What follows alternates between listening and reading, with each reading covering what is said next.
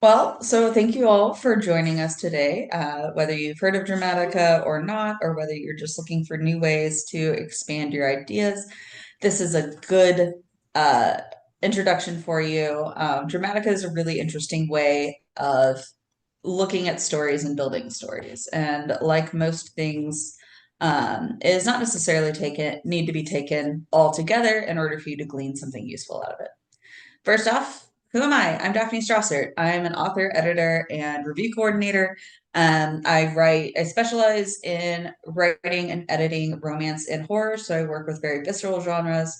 I am also a super plotter. So if you have attended some of our writing lunches before, you might have seen my plotting spreadsheet that I created to help myself plot novels. So I am always on the lookout for new and interesting ways to put together a story.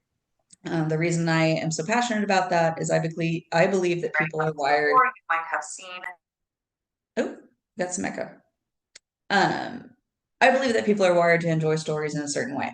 Um, the idea of humans understanding stories and building them in a way so that they're satisfying and um, memorable for their audience is really interesting to me. And there are a lot of people who've done a lot of work trying to like suss out how to truly tell a good story. And I love those things. I eat them up. So I am here to share some more of them with you. So first of all, what is Dramatica? It's a story theory that was created by Chris Huntley and Melanie Ann Phillips. The idea behind it is that every story is a model of the mind's problem-solving process.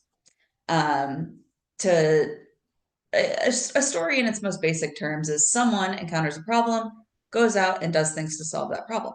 So why does it matter that it's a complete problem solving process? The idea is that you're making an argument to your reader that that this is the way to solve the problem, right? Or that this isn't the way to solve the problem. Your characters are going through a journey where presented with this problem, they look at all the solutions possible and they come to the best solution, or in some cases, the inevitable solution. Because not every story ends happily. Sometimes stories are an exercise in what not to do. Talk about it a little bit more. So Dramatica is not just a theory, it's also a software. Chris and Melanie created a software to help people build better stories. But Dramatica is free. You can buy the book on Amazon, but you can also read the book entirely for free on their website, which is going to be dramatica.com. Um, so I encourage you, if you want to learn more about these things, to go and look for it. Now, Dramatica has been criticized as being overly complicated, maybe a little esoteric, and using a lot of unfamiliar terminology. And all of those things are true. Dramatica is complicated, and it does use a lot of difficult terminology, which is why what we're talking about today is going to be um, a little bit dumbed down. We're looking at Dramatica as a way of exploring your story, not as a formula that you have to follow piece by piece, word for word, in order to get your story right. This is simply a way to build out your story. If you have a story concept, finding ways to flesh it out, create a more interesting story. But first, let's talk about the main concepts. So first up is the story mind. Every story is about solving a problem. You're examining all possible solutions and make the argument that your way of solving it is the best or inevitable. If you don't look at your story from all angles, you're going to inevitably have plot holes. What I included here is the discussion that you may have heard if you were a Tolkien fan or Tolkien adjacent at any time, which is why didn't they just fly to Mordor? This has been argued on the internet over and over and over again, and many people widely see it as a plot hole. And the idea is if Tolkien had looked at his story a little more closely from all the angles, maybe this wouldn't have happened. That is not a discussion I super want to get into because as Anna has got into the chat with her answer, it is not necessarily a plot hole. People have argued this to death. But first of all, your story mind is what is the issue that we're grappling with? Think of it as a battlefield, right? So I've got here, and this is we're going to talk about this example a little bit more, but I've got here the Battle of New York from the Avengers, the movie in 2012. So this is our battlefield. Now, the overall through line is this idea of looking at things objectively.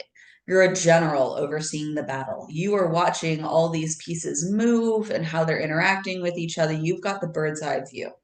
So you don't necessarily, you might care about your soldiers, but you're not making decisions based on that. You are seeing the pieces in place, right? This person's gunnery, this person's cavalry, and you're moving them accordingly. So this is your objective point of view. Your main character is one of the soldiers on the battlefield. So it doesn't actually matter. They don't have to be anyone important. They can just be a guy. But the important part of them is that they're seeing things on the ground, experiencing it personally, because stories, in order to make them compelling for people, our readers want to feel as if they are part of it. They want to be inside the action, experiencing it for themselves. And so that's what the main character's job is. Dramatica says that not every main character is a hero, right? Not every story is a hero's journey because not every main character is a hero.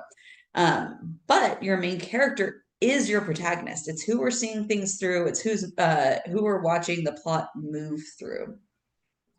Um, but in order for our story to move forward, so our main character at the beginning of our novel, they have an established way of approaching the problem, and that's going to be challenged by the story because that's what is going to bring us our conflict. Um, is the main character struggling with, do I change my approach to the problem or do I not? And that decision matters. The impact character. So the impact character is our other side to the coin. They present a conflicting approach to the problem. So they're going to see the problem and look at it in a different way and tell our character, no, you should do it differently. They can be an antagonist, but they don't have to be.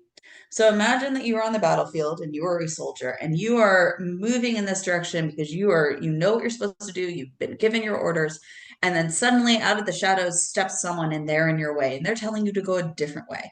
That person could be the enemy. They could be trying to trick you and send you on the wrong path. They could be someone else that's on your side that's trying to show you the way out of danger and a way to do your thing more effectively. It doesn't really matter, but the point is that they're standing in your way and they're telling you to move and change. So I had Captain America, one of the protagonists of Avengers 2012, soldier, follows orders, does what he's told, at least at the beginning. And so I could have put our impact character being Loki, because Loki was the antagonist of the story, but Loki's not the one that moved Captain America into changing his approach. That was Iron Man. Iron Man didn't want to work together. He didn't want to be having this militaristic approach because we are not an army. We're just here to save the world. And his individualistic way of approaching the problem is ultimately what pushed Steve Rogers, Captain America, to change his approach, and they end up working together. So in this case, I would consider Iron Man the impact character in the Avengers because everyone is a protagonist. They're all kind of impacting each other, but that's more complicated than we want to talk about. And so then if you've ever attended any of my lectures on romance, you know that I consider the relationship to be a character. Dramatica a little bit approaches it this way too. So the relationship between your impact character and your main character is a through line. Their interaction with each other and how it changes both of them is just as important to the story as the inclusion of those characters themselves. The main character is going to see the impact character, be influenced by them, and then decide whether they are going to keep their approach or change it. Just checking my chat. Hey, Daphne, this seems really complicated. It is. Thank you. It is complicated. And if you look through the Dramatica book, it's even more complicated, but we're going to break it down. And like I said, this is about making your story more fleshed out. It's not about following a beat point by point. We're going to talk about how you can start with an idea and turn that idea into a full story concept. And because I like to work with examples, we're going to work with my idea. Yay! This is Laura. Laura is a park ranger. She loves her job. She loves nature. She loves telling people about nature and having them enjoy it as well. This is Raven. Raven is a Native American spirit. He is trouble incarnate. He likes to mess with Laura and cause problems. He's not a bad guy. He's just kind of a nuisance. Recap of who we're looking at. Raven is selfish. She looks out for himself. Laura is pretty selfless, but she's also kind of a rule follower. Check him in. Check him in. Okay. So those are our characters. And this is all I had. That was all I had. This is my story idea. I had two characters. I wanted to see them interact, and I had nothing else. Let's build it out. All right, so starting with our story elements. So as we go through this, all of these story elements are balancing each other out. For every element that we have, there's always going to be two parts to it, right? You'll see what I mean. So first, your story goal. What does your protagonist want to achieve? Achieving the goal is going to constitute their happy ending. They can be internal or it can be external, right? In a romance, the goal might be to find true love. That can be an internal goal. But there needs to be some tangible proof that the goal has been achieved, just so your readers know that that's what's going, that they have achieved the goal. And what makes the story goal important and how you choose your story goal is it's not just what your character wants, it's something that can involve all of the characters in your story. So it's something that really you see different perspectives on it. So, for example, Pride and Prejudice, the story goal is to find a husband, and everyone in that story wants to find a husband. All of Lizzie's sisters want to find a husband, and they go about it in different ways. And ultimately, Lizzie finds love as well. But the goal involves everybody. So, what are some possible story goals for Laura? What is a conflict that we can throw at her that she's going to have to overcome? What are some things that can go wrong in a park ranger's life?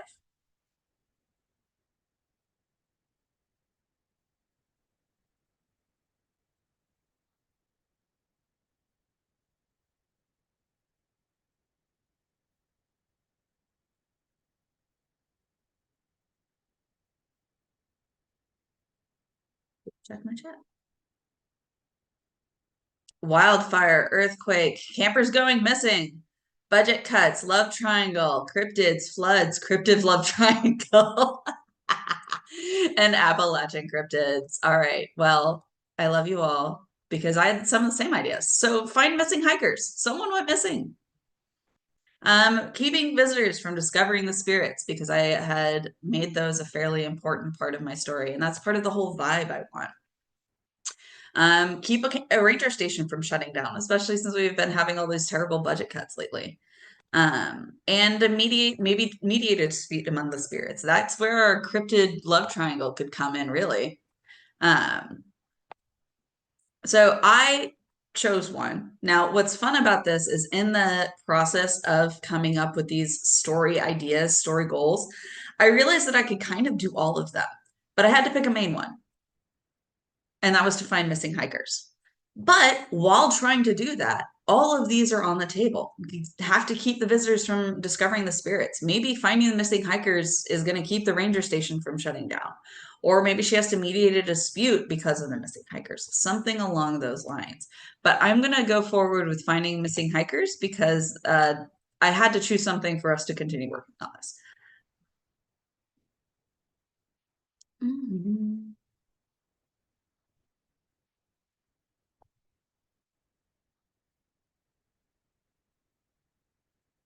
Just Okay, so but like I said, the story goal encompasses all of the characters. So how can we involve our other characters in this? How can they relate to it? Or are there new characters that we can bring in that would be related to this? Who are going to be the friends and support of our Raven and Laura?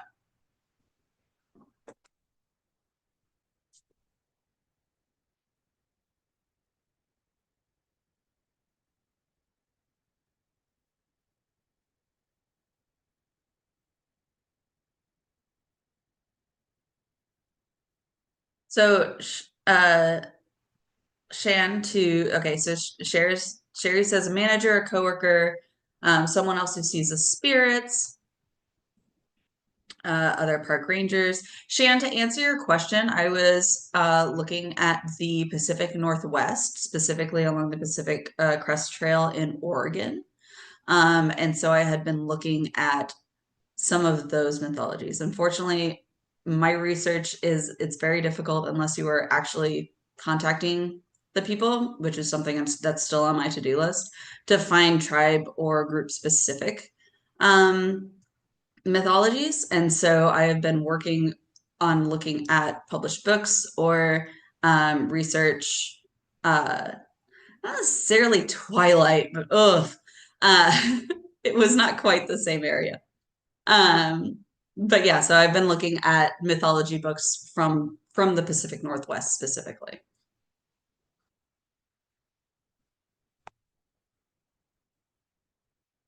All right, but we had manager, coworker, other park rangers. So kind of along the same line. So another ranger who had more experience, federal employees, other spirits, the hikers' friends and family, or maybe other tourists, other people that are trying to hike along the trail and get lost or might get lost.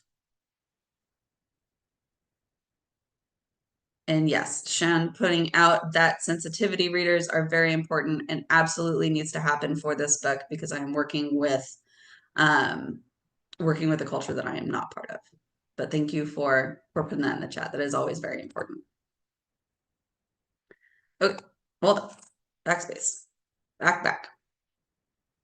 All right. So now that we have our story goal, what balances out our story goal? The consequence. What happens if I don't meet it? If your story doesn't have a consequence, then it doesn't really matter. It doesn't matter if your character achieves what they're going for. So, what is the protagonist afraid of? Afraid is going to happen if they don't succeed, and what's going to happen if they don't succeed? This gives our story immediacy, especially if you put a deadline on it. And not only that, it should also be something that's personal to the main character, not just global issues, but we want to also make it something that's personally dangerous for them if they don't follow, if they don't they don't achieve their goal. All right. So, what are some possible consequences? So, what happens if she doesn't find hikers?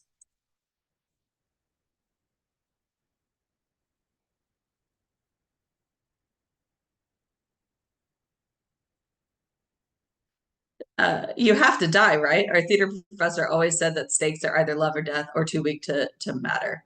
Um, I would disagree with that, but I do. It's interesting to think of death because death can be a lot of things. It doesn't have to be a literal death. It can be the death of the self, the death of ego. It can be the death of our hopes and dreams, right? If it's reasonable to mourn the life that you thought you would have. And so if you don't get what you want here, is it personally devastating in a way that's not just murder? Death of her dream of being a park ranger. Yes. So there's the obvious answer, which is the hikers are going to die. And that's pretty upsetting, but it's not personal. So let's think of some things that are personal. Someone mentioned the park getting shut down. Exactly, the ranger station getting shut down. If the ranger station gets shut down, then Laura loses her job, and if Laura loses her job, she also has to move away. And those are all pretty devastating. Like someone said, the death of her dream of being a park ranger.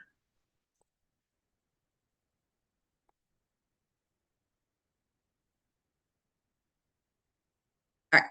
So we had story goal and consequence. This is our big picture stuff, the most important thing to talk about. So now we have smaller things, right? This is to fully flesh out a story. If I have having that big picture thing is great, but it's not going to get me to my 80,000 words. I need stuff that's going to happen in between then. And this is where requirements and forewarnings come in. What is a requirement? It's something that's accomplished in order to achieve the goal.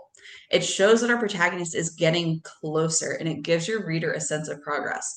If your protagonist does nothing but get beat down for the whole book, it's a little demoralizing for your readers. Now, if you want that to happen, you can absolutely write that book.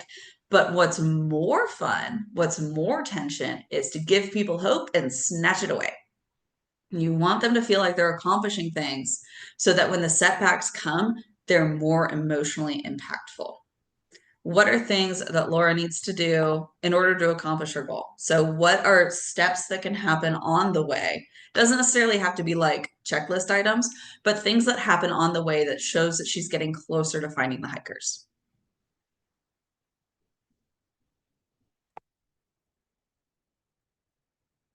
Clues, finding clues like where were they last, or finding, yeah, I guess like last known location, or some sort of log of where they had been.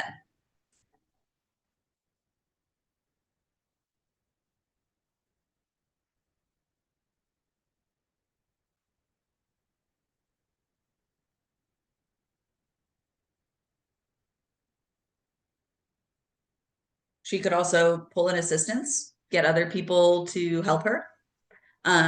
Tracking skills, she's got to use her ranger skills, interview people that were on the same trail. Campsite remains.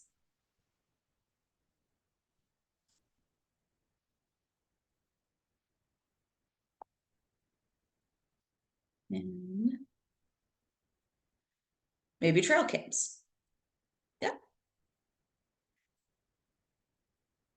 So finding hiker's last campsite, which could be remains. Determining what happened to them. Was this they got lost, or was this an animal attack? Was this a supernatural attack, perhaps? What could have happened to our campers? Matt says maybe she needs to consult Raven. Phone calls home from Russell. Find what took them. So once you know what happened to them or suspect what happened to them, maybe going on tracking that thing, right? In my case, I wanted something supernatural to have happened to them. And so once they find out that something supernatural has happened, you're going to want to find the supernatural thing. And ultimately, and this is our tangible thing, is bring the hikers home to safety, assuming they're not dead. Depends on how you want the story to go. The opposite of your requirements is forewarnings. These are events that show that your consequence is getting closer. So these make your reader fearful that the characters are going to fail. Things are going to get harder. What can we have happen that makes our future look a little bleak?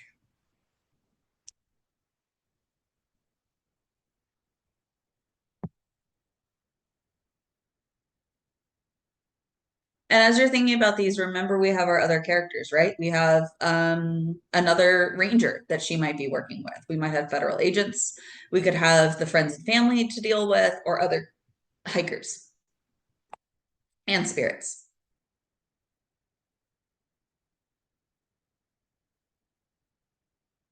Finding a shoe or a backpack from one of the hikers. Bad weather forecast. Sniffer teams, aerial search.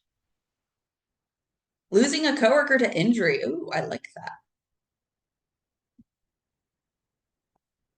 Yeah, so things that might make this harder. An ominous call from the boss's boss, right? If you guys don't do this, we're going to shut down the ranger station. If you don't get this, we're going to lose all our funding. If you don't get this, they're going to start fracking in the middle of our park. I don't. Federal agents show up. Like, we're going to take over this search because you guys aren't doing well enough. And they know, you don't want them sniffing around because, again, one of our things we wanted to keep from happening, we wanted to keep people from discovering the spirits.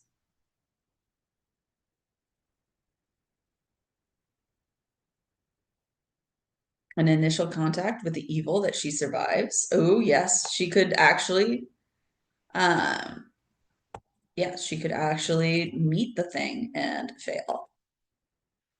We could find some bloody clothing. People talked about finding some of the remains. All right. Apparently that was what I had. Avalanche or mudslide? Yes. Dangerous things. Okay. So drilling down a little bit deeper, we had our requirements and we had our forewarnings. Now we're getting into prerequisites. Things are going to make it easier. So in a fantasy novel, it might be a magic sword that's going to help you kill the bad guy. Or in a romance novel, things are just going to make it easier. Maybe she does like a wardrobe change or gets a makeover, something like that. Um, so things that Laura could have on her journey that are going to make this easier.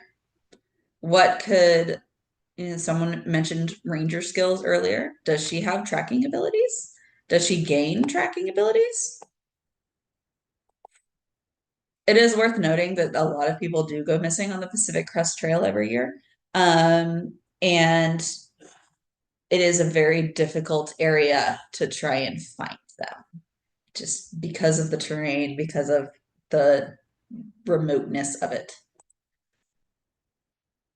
All right, so no, I did not give enough time before I jumped into that. Does she have any psychic skills? I don't know. I'm still building the story. It could be. Maybe we add that in. Wilderness first aid training. Yes. She could maybe get some new technology. I don't know. Maybe she gets a drone to help her fly over the area.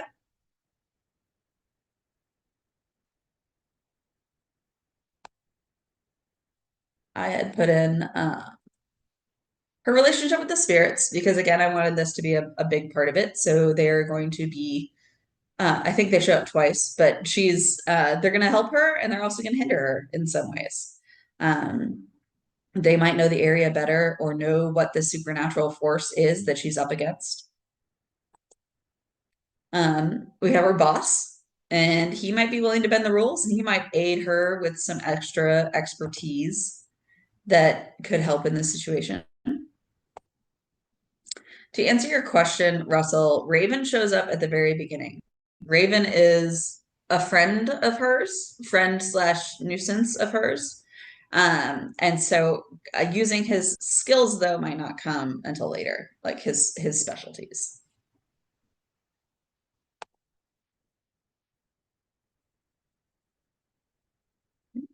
Mhm. That's what I had for that. Anyone else have ideas of things that could help her on her way? Raven can steal her flashlight. I love the Raven myths, and I've read a lot of the Raven myths, and it's a large part of why I like his character so much. Because Raven's a little shit.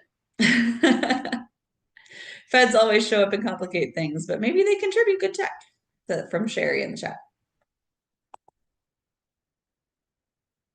Okay. Things that help. How about things that hurt? What's going to make it more difficult? So impediments to the plot. As we're going through it, what challenges arise? So not quite the forewarnings, right? The forewarnings are signs this is getting bad. Preconditions are just things that make it bad. So this might actually be where having feds being in the way, illegal loggers, I love that. You could also have, I mean, the Pacific Northwest, it could be pot growers too, depending on where you are in Oregon. Illegal loggers, feds getting in the way, poachers, people had mentioned storms, or avalanches, things like that, happening in the area.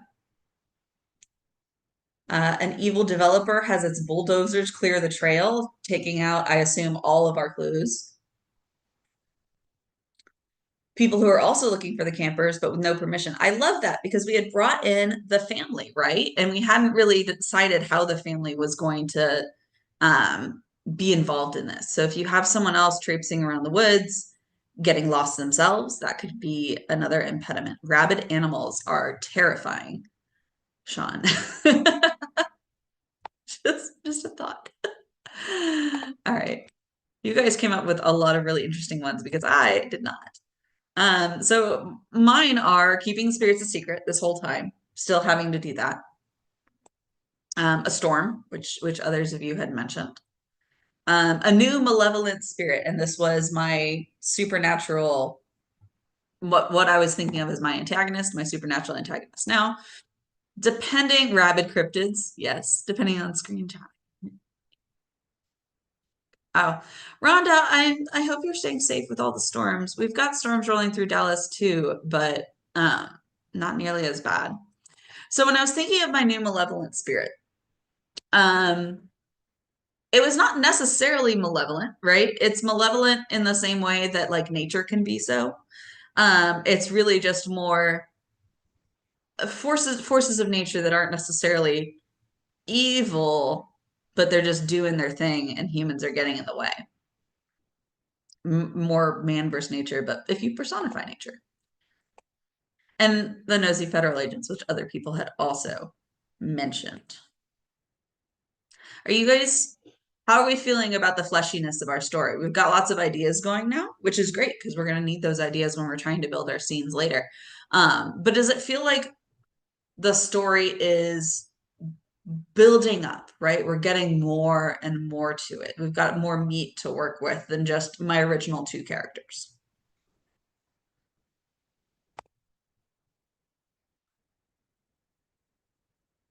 All right. Next section, costs. If the protagonist does not have to make any changes or sacrifices, then what's the point of doing this, right? If you can just go about doing things the way you've always done them and achieve your goal, then was the goal hard enough? Um, so the idea of costs um, is that your character does need to sacrifice things in order to achieve their goal. That's what gives it weight. Um, it's what makes it feel as if it's worth it. So what things can you sacrifice? What does Laura have to sacrifice?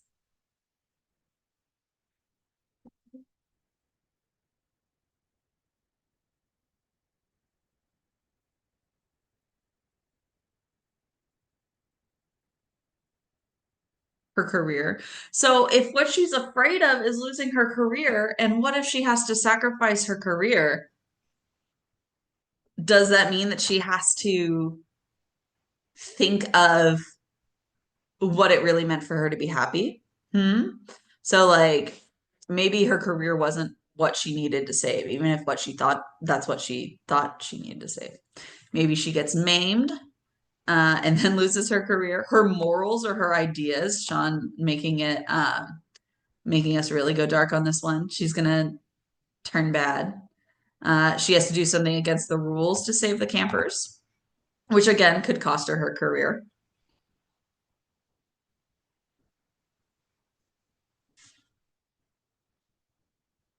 She might have to shoot someone. She might have to shoot, you know, uh, an animal or something, right? Because remember, she loves the wilderness so much. If she has to do something to harm it in order to save these campers, that could be upsetting to her.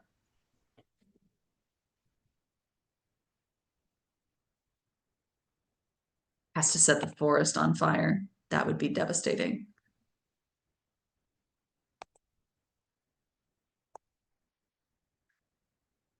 Now I'm imagining a terrible, the that wildfire that was started by that gender reveal. I'm imagining that as one of the impediments to the plot is that she gets waylaid by a rogue gender reveal. I put that she might have to sacrifice her pride. I always love the death of self as a cost. Normalcy. If it's really important for her to kind of be normal and live her life in a normal way. Um, uh, and then having to sacrifice that, realize that maybe she's not going to be normal. Maybe she's not going to have the nice, peaceful ranger life that she always thought that she was going to have.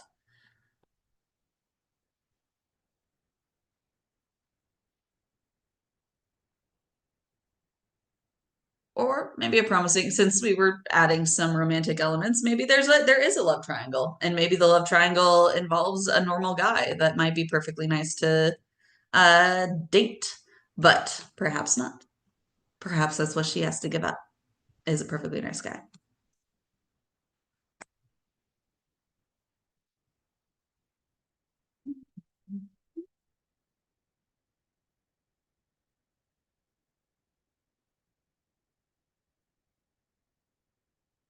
And our opposite of our costs is our dividends. So, what does your character receive along the journey? They're not necessarily like things they need for the journey, right? But they could be just stuff that they wouldn't have gotten otherwise. A good example of this is in The Hobbit.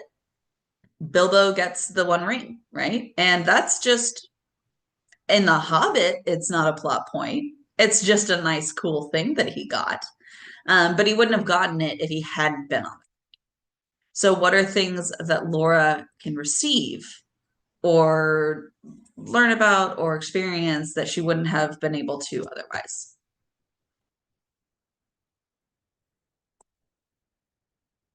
Finds an animal that she thought was extinct. I like that. All for that, especially because she's such a wilderness lover.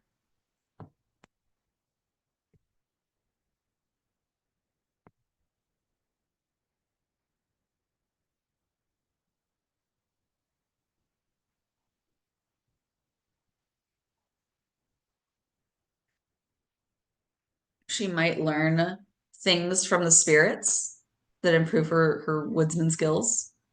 She could find healing plants.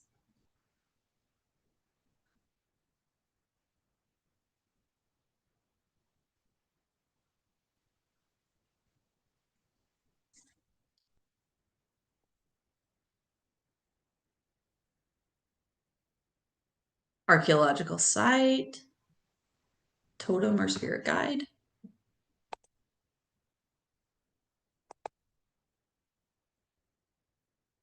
She could have a closer friendship with someone. So, closer friendship with Raven, lovership with Raven.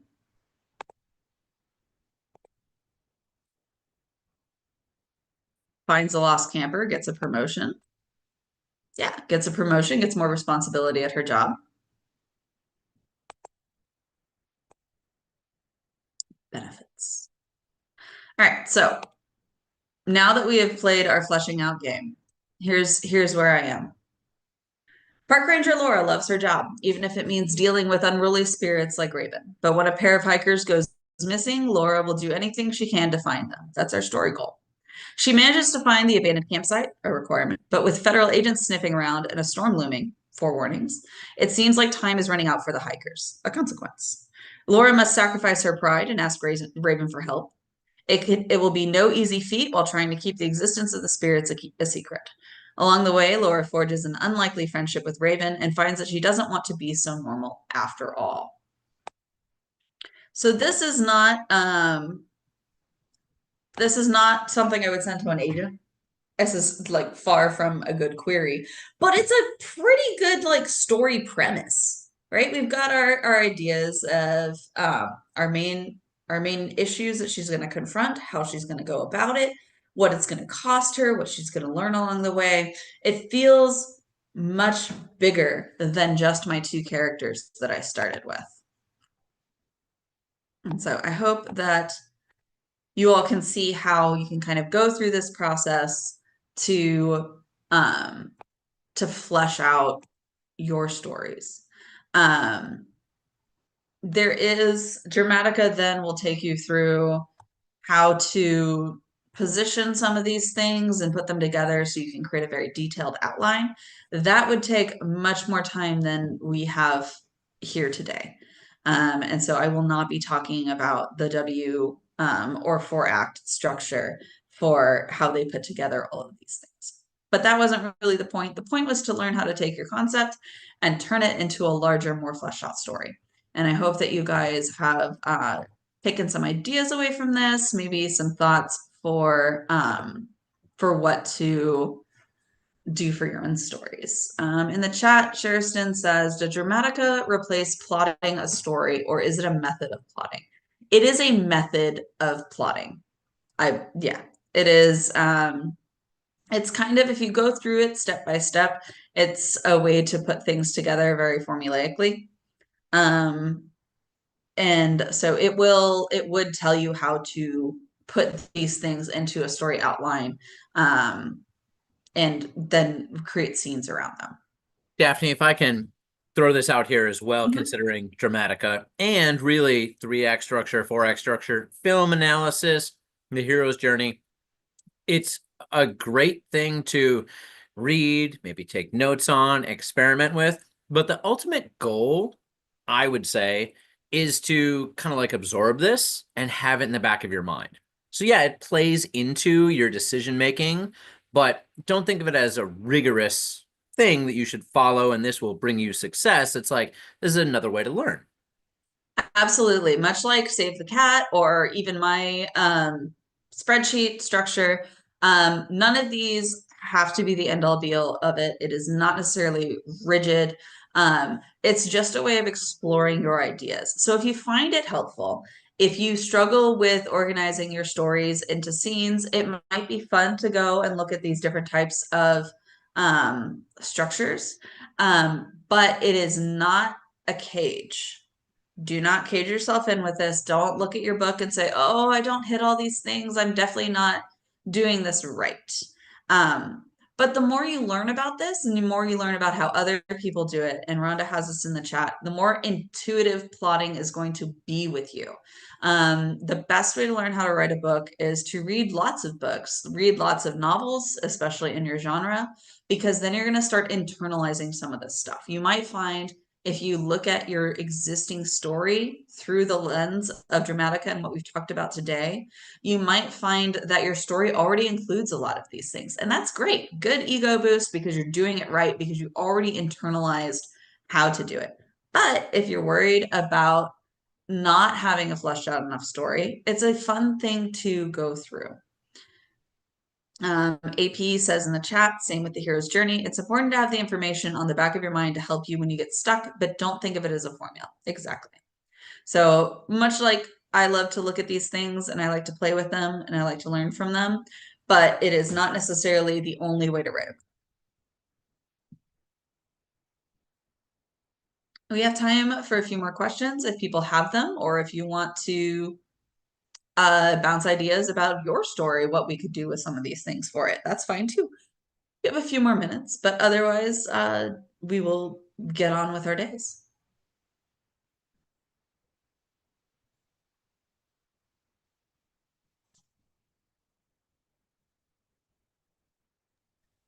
Daphne, is the Dramatica software free, like the book?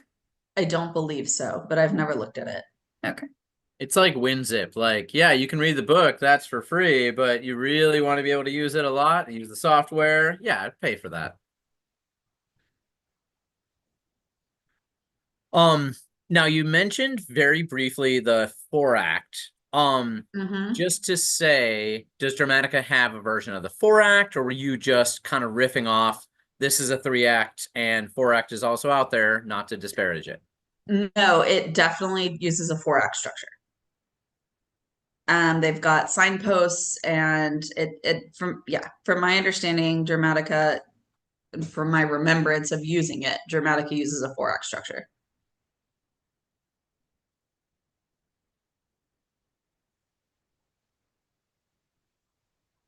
Rhonda says the software has a free trial period.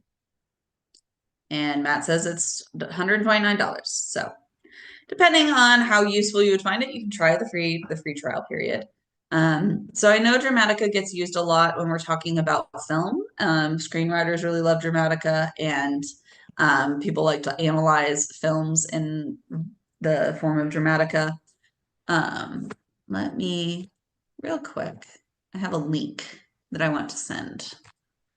Well, Um, I'll throw this out there in the meantime as you're link looking, which is to say, if you're trying to internalize plots and stuff like that, very cool to watch movies and pause it at some point that you think might be, yeah, where the inciting incident is happening or where the middle is or the darkest point, and guess what's going to happen next. And as you start to internalize more, you'll find that like you can kind of predict these very formulaic Hollywood movies with great accuracy. Yep, absolutely you can. So Rhonda very helpfully put Dramatica's website in there. I have also put in a website that I've found useful, which is howtowriteabooknow.com. And they really walk you through Dramatica. It is very helpful. And honestly, it's a little simpler than the Dramatica site itself. But it is a fun tool and they do an interesting example as they're going through.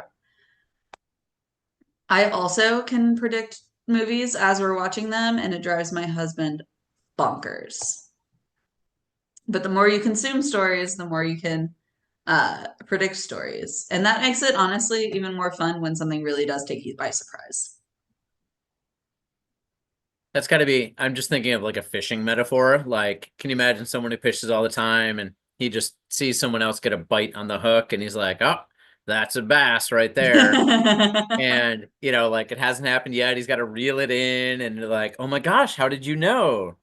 And then sometime he gets it wrong and it's like completely different fish. I have there was a plot twist in a TV show one time. My husband had watched the episode before I did, and he wanted to watch me to see when I realized what was happening. And that one totally took me by surprise. It was in the process of happening when I finally realized what was happening to me. And that's like one of his proudest moments is that I did not guess that that was going to happen. Cece? I was wondering if you're going to take a course in terms of doing the trail or the training, or if you've done it already. I was just wondering. I have of the Pacific Crest Trail. For what we were doing today, I think you said Oh, it's a idea that you had, and I was just wondering if you're going to maybe do some of the things a character might do. I have not made any plans for that. I would love to go visit the Pacific Crest Trail. I am not someone who could hike it. That takes multiple months, but I would love to go see it. Um, but yeah, I find the whole area really interesting. I'll lock it for you, Daphne. I'll tell you. I'll tell you about it. Send me all the pictures. It's about 3 months out of your life. All right, everyone. Thank you all so much. I hope you got something useful out of this. As always, you can find me at daphnestrasser.com. You can email me at daphne@tomeworksedits, or you can find me anywhere on the internet as Daphne the Writer. Thank you all. I hope you join us next week when Sean's going to give us the rundown at the AWP conference. Yes. Have a good day, y'all.